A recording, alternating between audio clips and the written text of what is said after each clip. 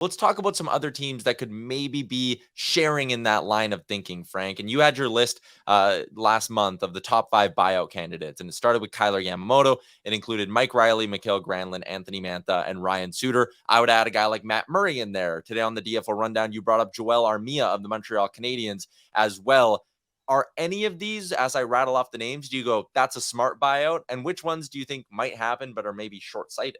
Well, I can share some intel with you with regards to someone like Kyler Yamamoto. I think enough teams have already stepped up and had conversations with the Edmonton Oilers that at the very worst case, they think they can unload him without having to attach an asset to him. So that's obviously a lot more palatable, even though the buyout is small in terms of 400 and some $1,000 on your cap. You'd certainly rather have no cap hit than have one at all. So I think that's something that the Oilers are looking at.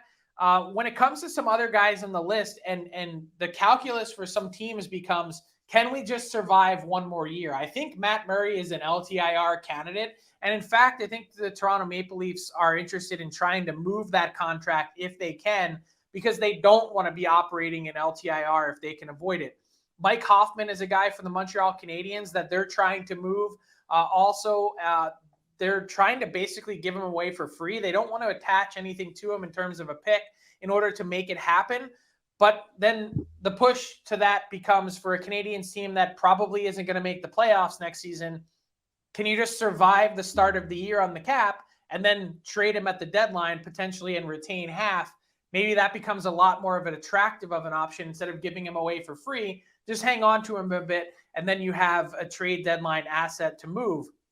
That's one of the big things, Tyler, that GMs kind of joke about now is that's the new line of thinking, that's how one GM is selling it to another of, hey, I'll trade you this guy for free now. And then look, 6 months from now, you have an awesome trade deadline asset that you can flip.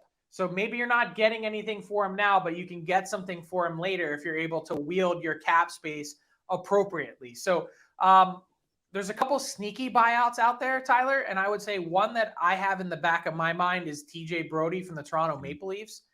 It's a $0 cap charge for this upcoming season if you were to buy Brody out of the last year of his deal. And 2 seasons from now, it would be a $2.5 million cap charge. Again, theoretically, when the cap is going up by $7 or $8 million. So if you could move off of TJ Brody's $5 million and have a $0 charge, yes, you need to go out and replace him, but at least it could potentially give Brad Treliving some money to play with. The only thing I wonder about is TJ Brody's obviously a guy that Brad Treliving knows pretty well. What are his thoughts on that? And is he better off just keeping him for the year?